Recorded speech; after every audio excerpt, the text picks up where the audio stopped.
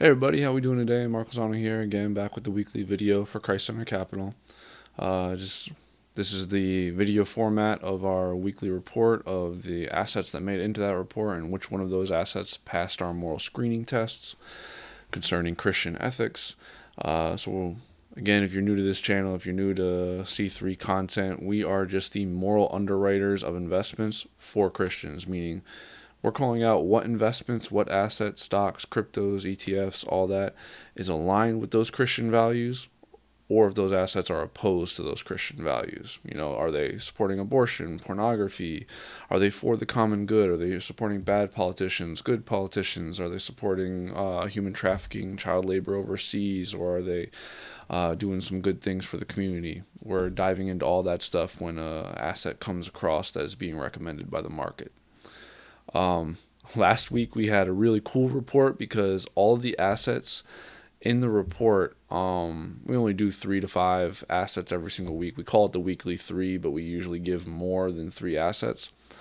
Last week we had an amazing report where all the assets that made it into the report actually scored a positive rating in our moral screening process. Really, really cool because that does not happen often. Usually you have about anywhere from 80 to 90% of our assets fail our moral screening process because they're, either supporting abortion, they're sponsoring some LGBT legislation, they are engaged in predatory lending. There's so many things that they can be engaged in. So usually assets fail. But last week we had a couple assets that all passed and made it into the report, and it's a beautiful thing because they're not just assets that passed our moral screening process, but the reason we're screening them in the first place is because they're being recommended by the market because of their financial potential.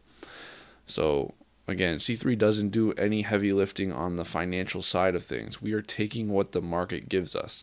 If the market gives us 20 assets that meet our consensus requirements, and the market's saying these are the assets that have financial potential at this particular time, we take those and we decide and we put them through our C3 screening process to figure out, they might have good financials, but are they good morally? Now, that was last week that I was talking about where we had some good assets. This week, kind of the opposite. I'm going to take you over to the site. If you're not familiar, ChristCenterCapital.com. A couple different sites point to this. You can try moralstocks.com, investforchrist.com. All of it's going to take you to the same exact site. We're not on the home page right now. We are on the investment analysis page. You can get there. Just for those who don't know, always giving a tour of the site. That's where everything's done. We have this is the home page.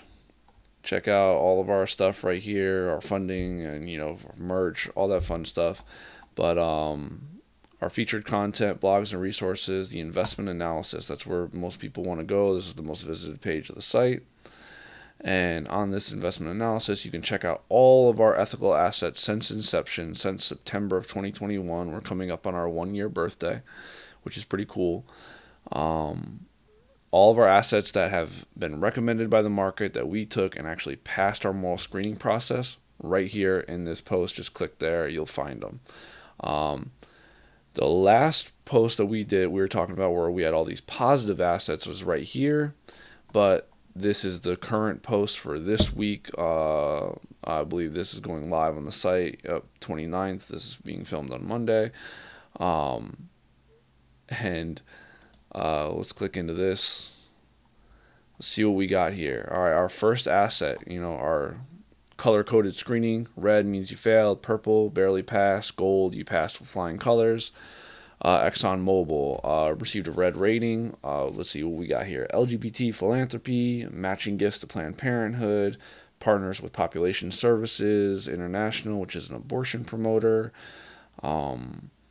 If you've been paying attention to the market or C3 content, you recognize a trend here that gas and oil companies have been making the rounds in our newsletter, our weekly newsletter, our curation reports, and all of our C3 content have had a lot of gas and oil companies because, one, Russia is really putting the pressure on the West, especially Germany, by shutting down their Gazprom pipeline. And with everything going on with the supply chain, the war, the inflation, I mean, gas and oil is just kind of a hot topic. That's why there's so much information and so many companies making it into C3's curation report related to that industry.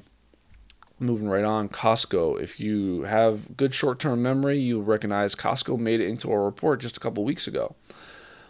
We don't like to hit the same assets over and over again, but we don't force anything. We take what the market gives us. The reason Costco and some other big box stores have been making it into the rounds is, again, because of inflation. Costco, Sam's Club, BJ's are seeing increased foot traffic and people coming into their stores because, hey, the price of meat, the price of eggs, the price of milk, everything's going up. So we're trying to buy, so the everyday family is trying to buy in bulk to kind of limit the pain their wallet is feeling at the checkout counter, right? So that's why Costco keeps making it in here. Costco, we really can't give a positive rating to because of just kind of their extracurricular activities of who they're donating money to and where they're using their influence, which is a shame because the business model of like one of those big box stores of the Sam's Club and a Costco is something that C3 could really get behind. We think they are for the common good. You're providing high quality foods to that aren't going to poison people or very rarely poison people to families who actually need them and need to purchase and live on for the week and stuff. We think it's a great business model that is actually supporting the common good, but due to their extracurricular activities, we just don't feel comfortable giving them a positive rating. Moving right on, we got Wells Fargo. Wells Fargo is one of the worst banks from a moral perspective. They're right up there with Bank of America and just they participate in just about everything you could possibly imagine, from predatory lending to abortion support to LGBT legislation to they're a supporter of, man, they got so many things listed here. I mean, HRC supporter, CAP, equal workplace advocate, a direct contributor to Planned Parenthood. Yeah. And that's not even getting into the predatory lending that they and all the bad publicity Wells Fargo got over the past few years. If you're a savvy investor, you probably know what I'm talking about. But so those are the three assets that made it into our report. None of them passed our moral screening process. We try not to talk too much about the financials of those assets that made it into our report but failed our moral screening process because we don't want to be tempters. We could be like, this asset supports Planned Parenthood, this asset is, involved in human trafficking, but they're being recommended by the market because of this great financial potential. We don't really want to talk about that because, we're going to tempt people, hey, you can make money off of this bad thing. We don't really want to get into that business, though we do try to give at least a little information. Two assets that almost made it into our report this week, but they didn't quite meet our consensus requirements, was Ethereum. Ethereum, everyone knows, is the second biggest crypto in the world. Ethereum's going to get some good news or bad news, one way or the other, in September and in the final months of 2022, because they are going from a POW system to a POS system. Now, I'm not going to get into all the technicality of it and everything and bore people to death, but essentially, Bitcoin and Ethereum and crypto mining takes a lot of energy. Mining Bitcoin is like the same as amount of energy it takes to like power Switzerland or something like that, right?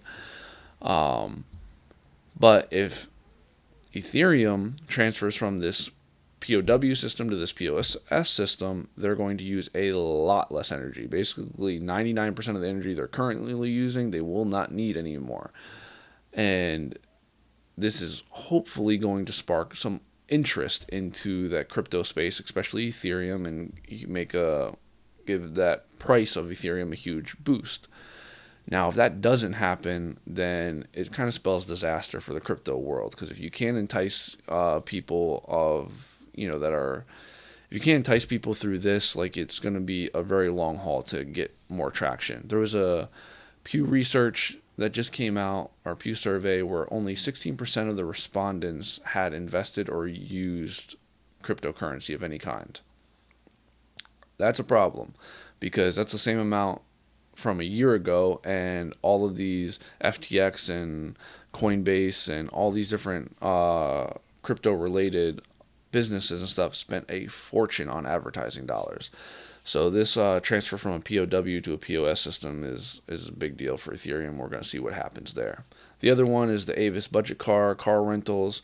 Everything with the chip shortage, prices of used cars and prices of new cars and everything. So there's a lot of backing from analysts for the financial potential of Avis, and Avis passes our moral screening process pretty easily. They don't do anything really egregious, and they're providing a service that is generally needed by the public. That pretty much wraps up the report. It's pretty quick. You guys can check it out on the site if you want to read it more in depthly. We encourage you to do that. We also encourage you to please go check out the C3 site and sign up for the newsletter. Again, everything Christ Center Capital does is completely free. We are just looking for to promote the message of moral investing. If you can financially give to us, that is greatly appreciated, but signing up for the newsletter is the number one way we can keep doing this type of work. So thank you again for listening. We appreciate it, and God bless.